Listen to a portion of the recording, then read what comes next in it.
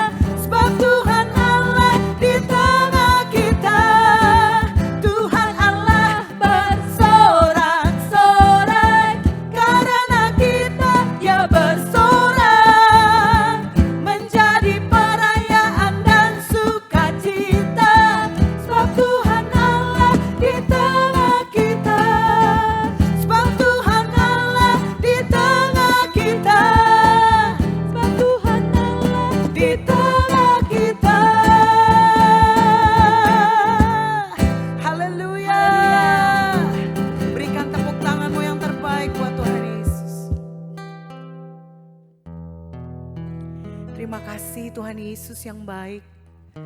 Malam ini kami masih diberikan kesempatan untuk kami beribadah kepada-Mu. Sungguh tidak ada yang seperti Engkau yang mengasihi setiap kami ya Tuhan. Kasih-Mu mengubahkan kami. Kasih-Mu itu menjamah kami. Kasih-Mu itu menyembuhkan setiap kami. Kami buka hati kami ya Tuhan Yesus. Kami menyembah.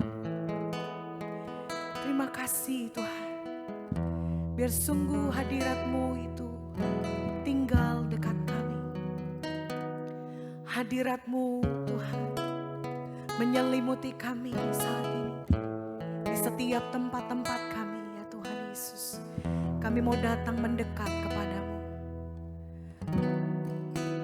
Oh Tuhan Yesus. Kami mau nyatakan kepada-Mu. Kaulah Tuhan. Kami nyatakan Kaulah Tuhan. Sungguh tak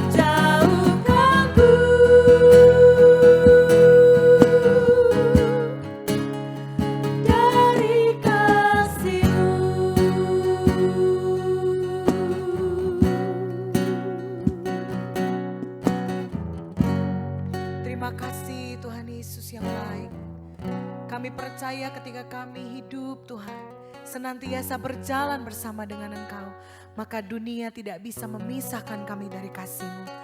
Biar kiranya malam hari ini firman-Mu itu menjadi pedoman dalam setiap kehidupan kami, untuk kami melangkah, berjalan, mengikuti Engkau ya Tuhan. Kami terima firman-Mu dengan ucapan syukur, hanya di dalam nama Yesus. Sama-sama kita katakan, amin.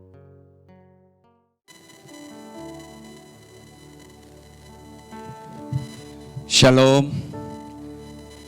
Buat Gembala Sidang GBI Mahlayati Lampung, Bapak Pendeta Budi Cahyadi dan jemaat, kita akan mendengarkan firman Tuhan. Sebelumnya firman Tuhan akan dibacakan dari kitab Ayub pasal 11 ayat 1 sampai 19. Mari jemaat juga yang di rumah bisa membuka bersama-sama dan kita akan membacakan di sana.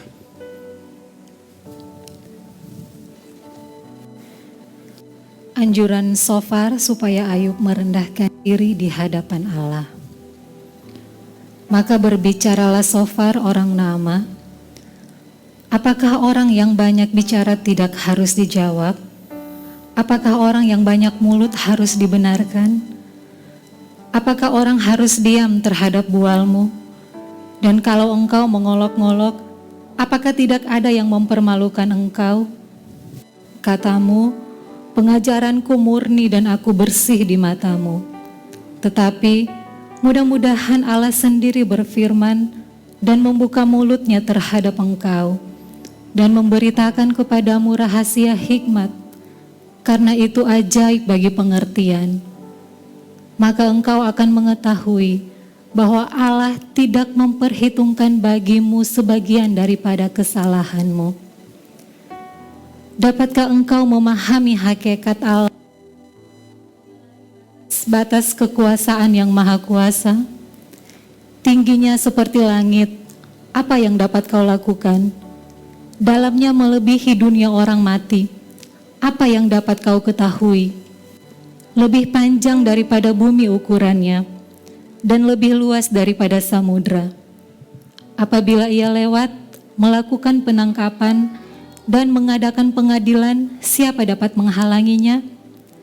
Karena ia mengenal penipu dan melihat kejahatan tanpa mengamat-amatinya. Jikalau orang dungu dapat mengerti, maka anak keledai liar pun dapat lahir sebagai manusia. Jikalau engkau ini menyediakan hatimu dan menadahkan tanganmu kepadanya, jikalau engkau menjauhkan kejahatan dalam tanganmu, dan tidak membiarkan kecurangan ada dalam kemahmu, maka sesungguhnya engkau dapat mengangkat mukamu tanpa cela, dan engkau akan berdiri teguh dan tidak akan takut. Bahkan engkau akan melupakan kesusahanmu, hanya teringat kepadanya seperti kepada air yang telah mengalir lalu. Kehidupanmu akan menjadi lebih cemerlang daripada siang hari. Kegelapan akan menjadi terang seperti pagi hari. Engkau akan merasa aman sebab ada harapan. Dan sesudah memeriksa kiri kanan, engkau akan pergi tidur dengan tentram. Engkau akan berbaring tidur dengan tidak diganggu. Dan banyak orang akan mengambil muka kepadamu. Kita berdoa. Baruch ata Adonai Eloheinu melek haolam Hakol nikhya bidabro. Terpujilah Engkau ya Tuhan Allah yang kami sembah, Raja semesta alam yang menciptakan segala sesuatu melalui firman-Mu. Bapa di sorga, kami mengucap syukur. Saat ini kami akan mendengarkan firman-Mu. Mari Tuhan tuntun kami, dan lewat firman-Mu Engkau melawat kami, sehingga kami yang lemah Engkau kuatkan, yang susah Engkau hiburkan, bahkan yang sakit Engkau sembuhkan. Terima kasih Bapa, di dalam nama Yesus kami sambut firman-Mu. Haleluya, amin. Jemaat yang dikasihi Tuhan, pasal 11 yang kita baca adalah jawaban Shofar.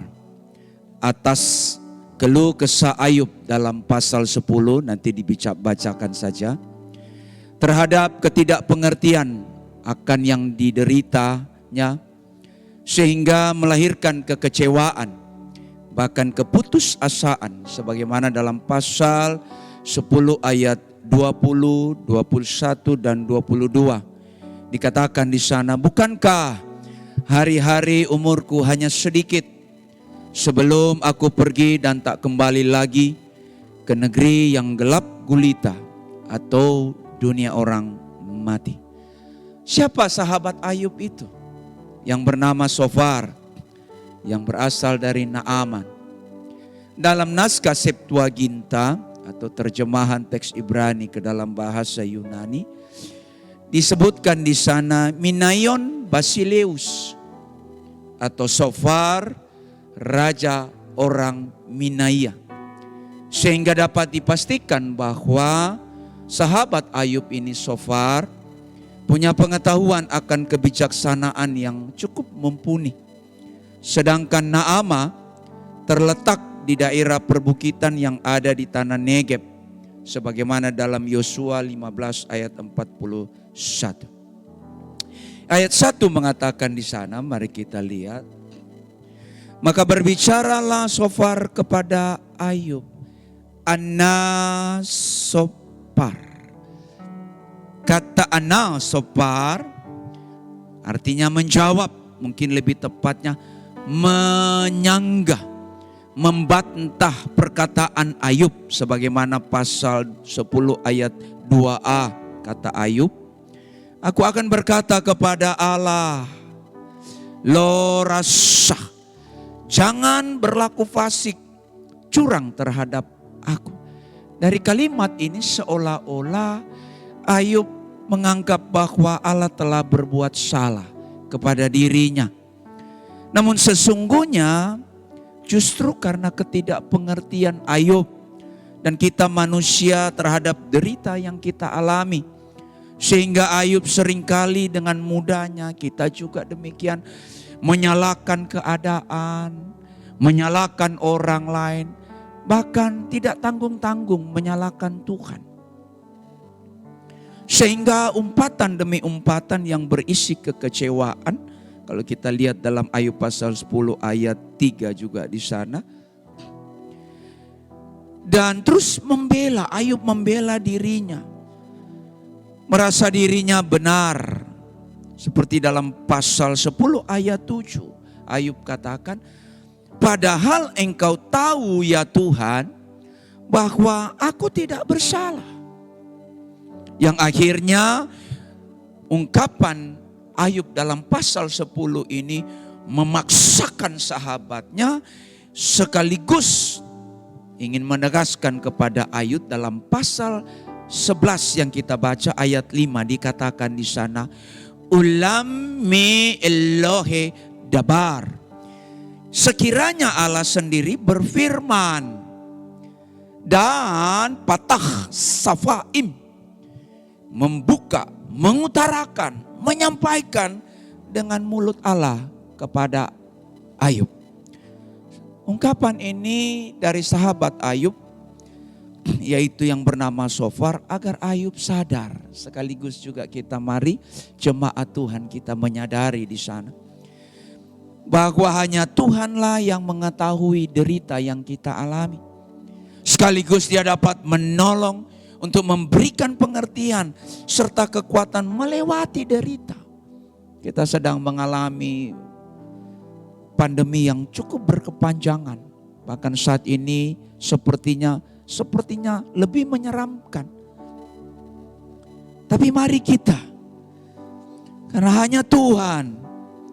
Jadi bukan persoalan pernyataan Ayub dalam ayat 7a, dikatakan di sana, pasal 11 dia katakan di sana, bukan persoalan benar atau salah. Sebagaimana ayat selanjutnya, ayat 6a dikatakan dari pasal 11, dan nakat, kata nakat itu memberikan jawaban, dan Tuhan akan memberikan jawaban kepadamu. Ta'aloma, tentang rahasia, sesuatu yang tak dapat diketahui, karena itu misteri ilahi yang paling hakiki. Sebab dikatakan oleh sahabatnya Ayub itu tentang hikmat. Hikmat itu atau hokmah, hal yang paling hakiki di dalam Tuhan. Sebab penderitaan Ayub ada di dalam hikmatnya Tuhan. Dialah yang mampu menjelaskan, dialah yang mampu memberikan pengertian, dialah yang mampu memberikan pengetahuan. Siapa hokmah itu? Siapa hikmat itu yang diungkapkan oleh Shofar? Mari kita lihat 1 Korintus pasal 2 ayat 7. 1 Korintus pasal 2 ayat 7. Tetapi yang kami beritakan ialah hikmat Allah yang tersembunyi dan rahasia, yang sebelum dunia dijadikan telah disediakan Allah bagi kemuliaan kita. Shofar katakan bahwa hikmat yang rahasia. Siapa yang tersembunyi dan rahasia itu? Hikmat itu. Kolose 2 ayat 2b. Dan mengenal rahasia Allah, yaitu Kristus, sebab di dalam dialah tersembunyi segala harta hikmat dan pengetahuan.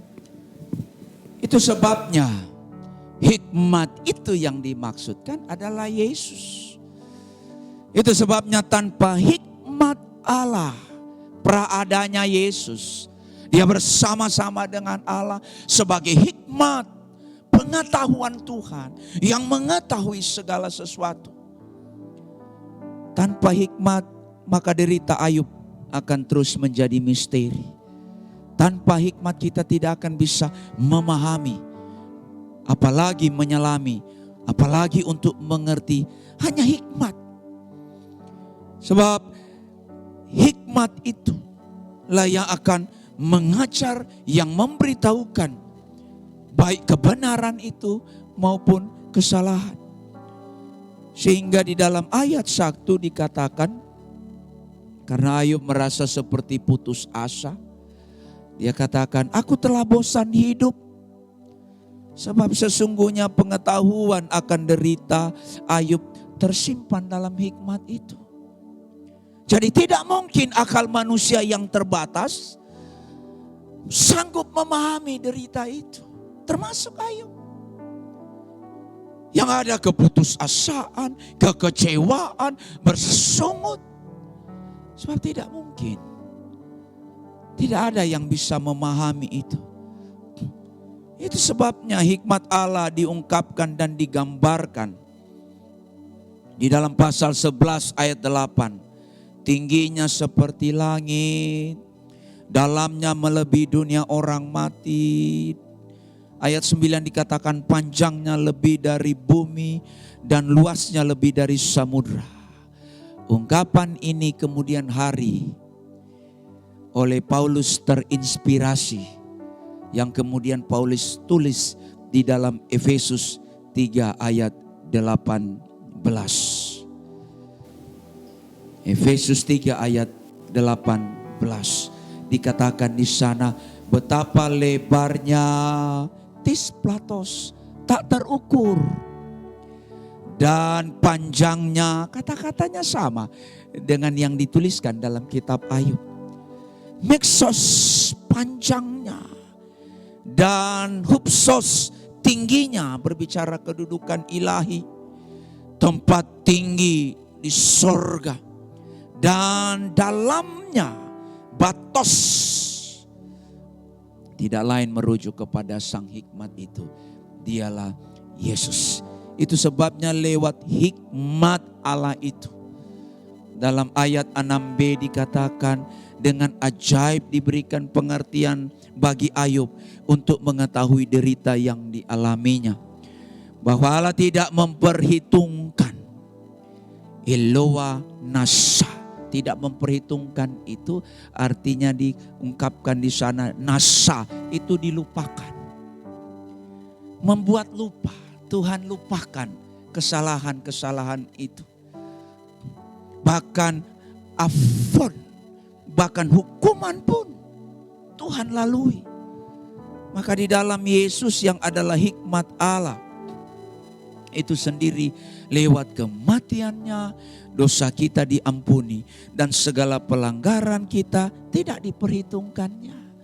Kalau kita lihat dalam teks dikatakan di sana dalam ayat 6 itu, ya kita lihat lagi, bahwa Allah tidak memperhitungkan bagimu sebagian, seolah-olah masih ada sebagian yang diperhitungkan. Tidak, itu bukan itu maksudnya. Sebab kata nasa itu dilupakan, tidak diingat oleh Tuhan, dihapus oleh Tuhan. Kesalahan kita, pelanggaran kita dihapus oleh Tuhan. Karena itu mari jemaat Tuhan, orang percaya, di tengah-tengah pandemi, mari kita tidak menyalahkan siapapun. Tidak menyalahkan orang lain, maupun menyalahkan keadaan, kenapa mesti begini, kenapa harus seperti itu. Mungkin saat ini menimpa kita. Terlebih jangan menyalahkan Tuhan. Seperti Ayub, oleh karena ketidakpengertian akan derita yang dia alami. Mari jemaat Tuhan, tapi dengan hikmatnya, kata Shofar, dengan hikmatnya, hokma Adonai, hikmat Tuhan, kita akan diberikan pengertian, kita akan diberitahu supaya kita bangkit dari keterpurukan, kekecewaan. Sebab ada jalan keluar. Ada jalan keluar bagi kita. Sebagaimana dalam ayat 13. Jalan keluar. Apa itu? Sediakan hatimu. Kun lev. Artinya berikan. Letakkan, taruh hatimu kepada Tuhan. Saat-saat sekarang kita lebih banyak terfokus, terpaku dengan kegelisahan hati kita. Jangan. Sediakan hatimu. Kun lev. Berikan, letakkan, taruh hatimu dengan penuh penyesalan. Supaya apa? Supaya Tuhan pulihkan dan teguhkan. Kondisi kita tidak bisa hindari. Tidak usah salahkan siapa-siapa. Tapi mari kita bisa menyediakan hati kita, menyerahkan kepada Tuhan. Paras kafel. Menyerahkan dengan lewat doa. Kata kafel, tanganmu kepada Tuhan dengan doa. Lalu apa lagi? Ayat 14 dikatakan, jauhkan kejahatan. Afen.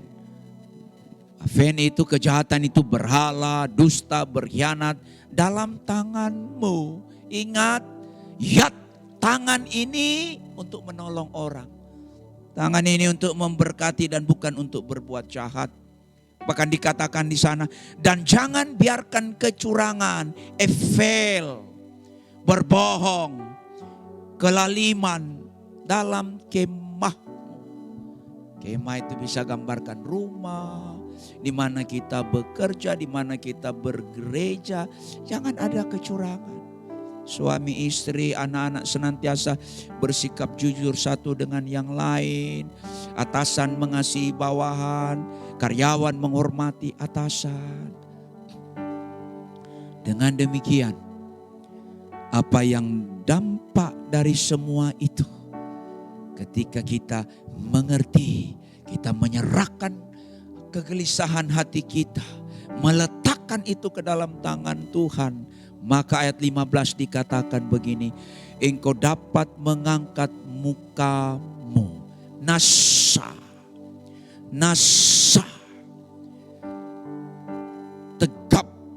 Muka itu bukan berarti mengangkat muka itu lagi tunduk terus angkat. Bukan itu maksudnya.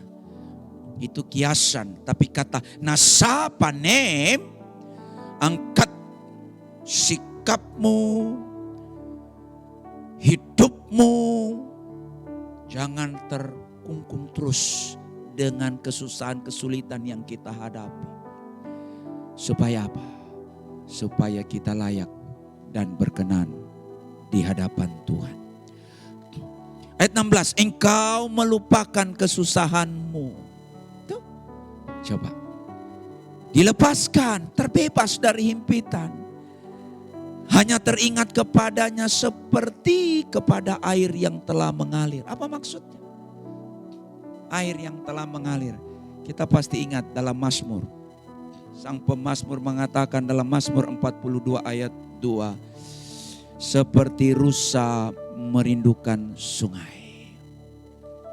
Ayal arok. Kata merindukan itu, kata arok itu menjerit.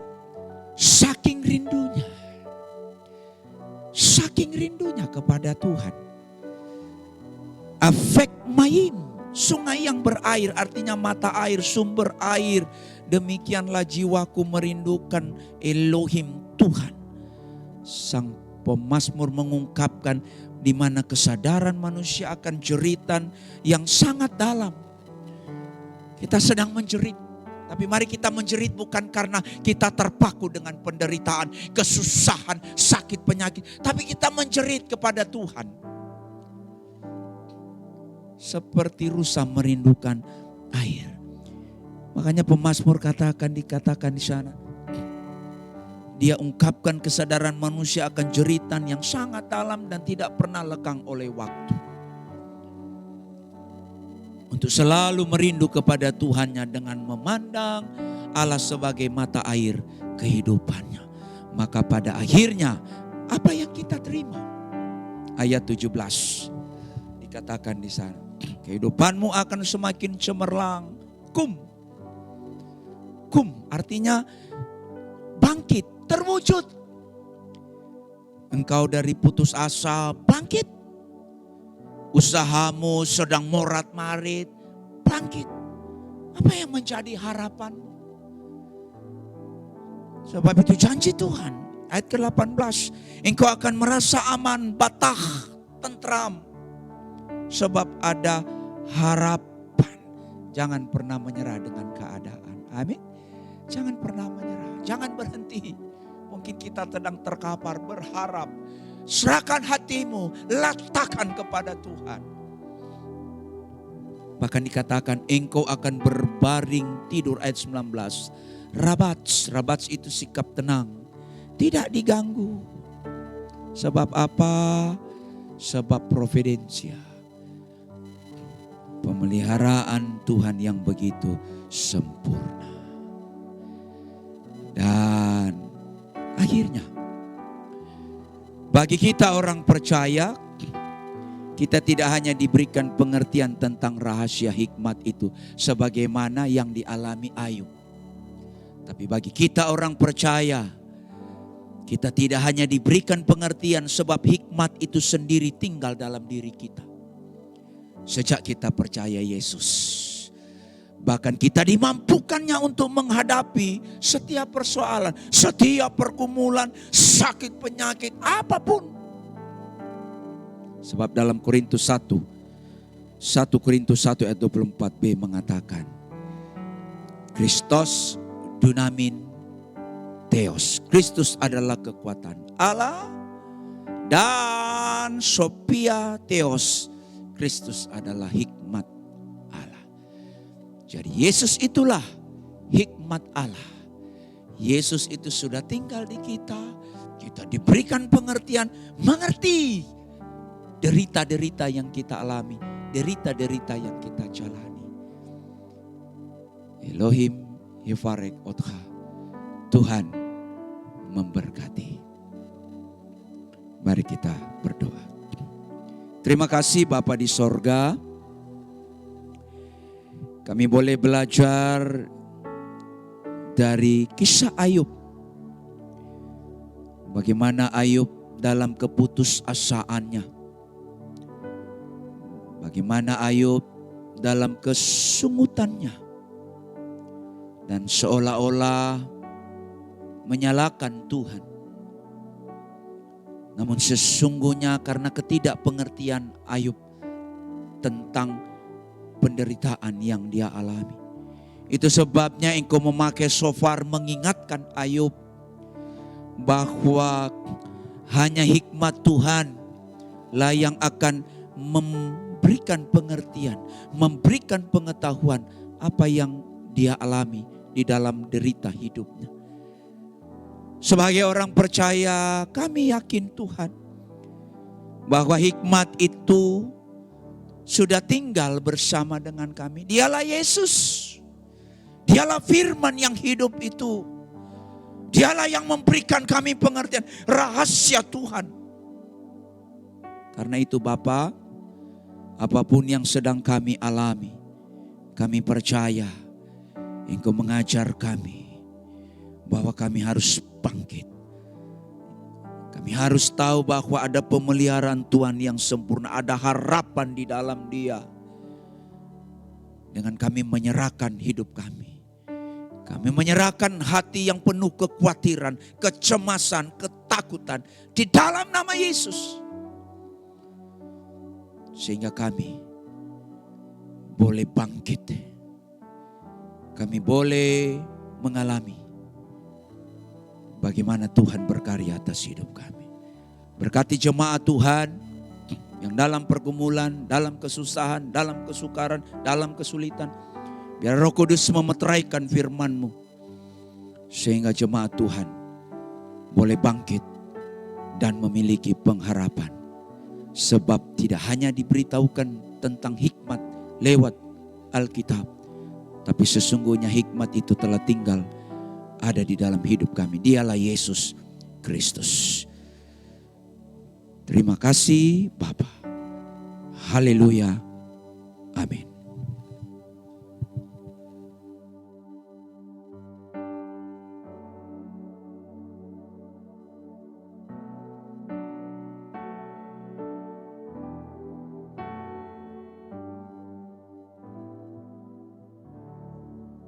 Elohim yefarek otcha. Tuhan memberkati. Allah yubarik lakum. Bapak Ibu yang dikasihi Tuhan, tibalah saatnya kita akan memberikan persembahan kita. Mari kita berikan yang terbaik untuk kemuliaan nama Tuhan. Dan persembahan bisa diberikan melalui 3 cara. Cara pertama, Bapak Ibu Saudara bisa melakukan scan pada QR IS yang ada di layar Bapak Ibu sekalian. Cara kedua, Bapak Ibu bisa transfer rekening pada nomor-nomor rekening yang juga ada pada layar Bapak Ibu sekalian. Dan cara ketiga, Bapak Ibu bisa memasukkan persembahan Bapak Ibu ke dalam amplop persembahan. Dan kemudian pada saat Bapak Ibu lewat di Gereja Betel Indonesia Malahayati, Bapak Ibu bisa mampir sebentar. Kemudian Bapak Ibu bisa masuk ke ruang pembicara. Di sana sudah tersedia kotak persembahan. Bapak Ibu bisa masukkan persembahan Bapak Ibu ke dalam kotak tersebut. Dan mari kita siapkan persembahan kita. Yang mau melakukan transfer boleh pegang handphonenya. Yang mau masukkan persembahan ke dalam amplop bisa memegang amplopnya. Saya akan berdoa untuk kita semua. Kita bangkit berdiri dan kita berdoa. Bapa, di tangan kanan kami ada persembahan untuk kegiatanku. Kami percaya apa yang kami berikan itu sungguh menyenangkan Engkau Bapa di sorga. Engkau nggak melihat jumlahnya, tapi Engkau lihat kerelaan hati kami untuk memberikan yang terbaik untuk memuliakan nama-Mu. Terima kasih Tuhan Yesus, hanya dalam nama-Mu kami sudah berdoa dan mengucap syukur. Amin. Mari Bapak Ibu kita akan akhiri ibadah kul kita saat ini. Mari sekali lagi engkau tetap berdiri. Mari engkau gandeng suamimu, istrimu, anak-anakmu, orang tuamu. Dan mari dengan iman bersama-sama kita menerima berkat. Kiranya berkat sukacita dan damai sejahtera yang berlimpah-limpah dari Allah Bapa, cinta kasih dan perlindungan yang sempurna dari Tuhan Yesus, hikmat dan penghiburan dari Roh Kudus, kiranya menyertai kita sekalian, mulai saat ini sampai Maranatha, bahkan sampai selama-lamanya. Mari dengan penuh iman percaya, sama-sama kita katakan, Amin.